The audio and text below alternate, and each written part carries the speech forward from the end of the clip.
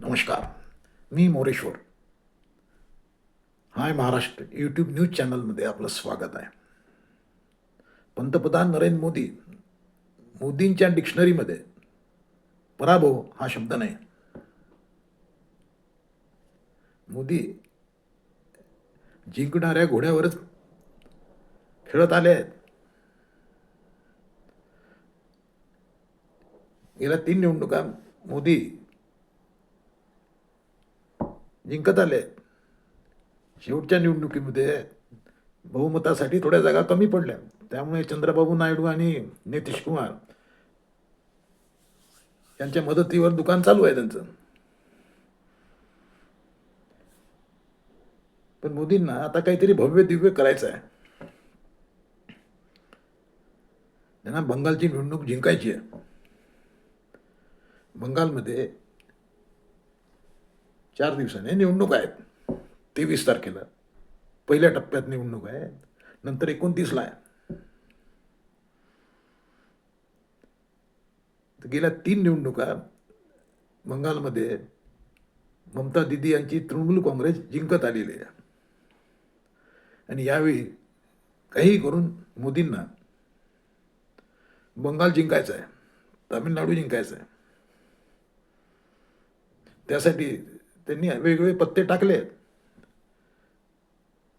त्यांचा पहिला पत्ता म्हणजे तो महिला आरक्षण हा होता की महिलांना, देशातल्या महिलांना 33% आरक्षण द्यायचं.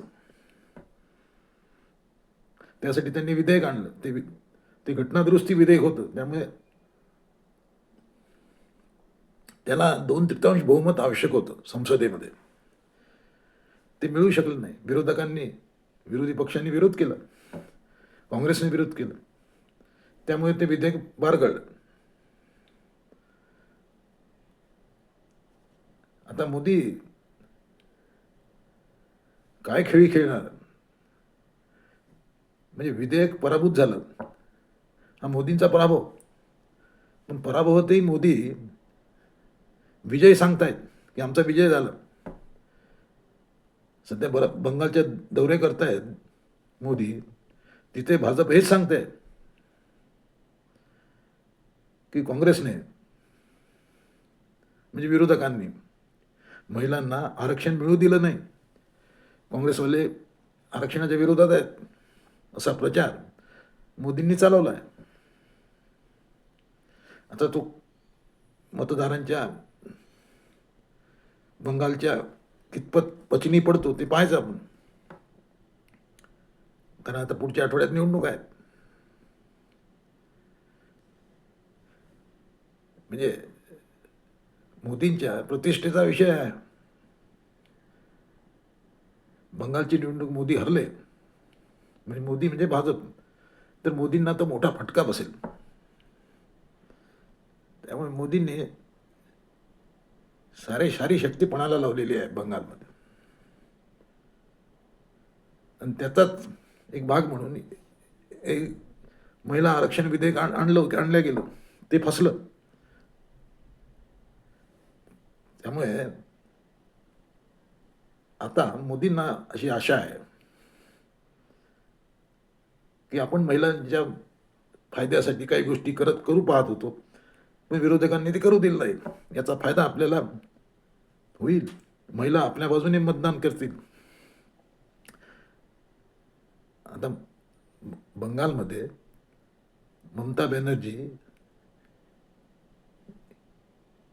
प्रचंड लोकप्रिय आहेत. 30% ममताचं वोटिंग आहे. सुरुवात होते 30% सुरुवात होते त्यांची, आणि ती पुढे जाते. अशा तृणमूल काँग्रेसला रोखणं मोदींसाठी फार अवघड काम आहे. आता समजा या विधेयकाने काही पॉझिटिव्ह मेसेज दिला मोदींच्या बाजूने, आणि महिलांनी व्होटिंग केलं भाजपला, 2-5% महिला जर फिरल्या तर मोदींना तो मोठा फायदा आहे.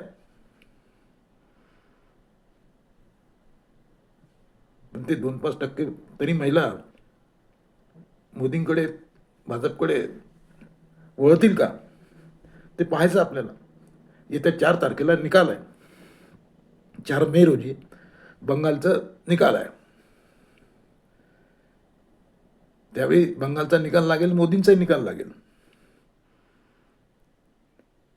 कारण बंगालची ही निवडणूक ही बरेच काही गोष्टींचा फैसला करून जाणार आहे आणि मोदींनी त्याची आगाऊच तयारी करून ठेवलेली आहे.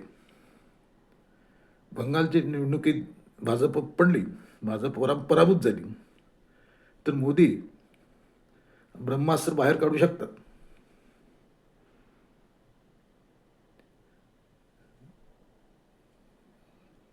मोदी देशामध्ये मध्यावधी निवडणुका घेऊ शकतात.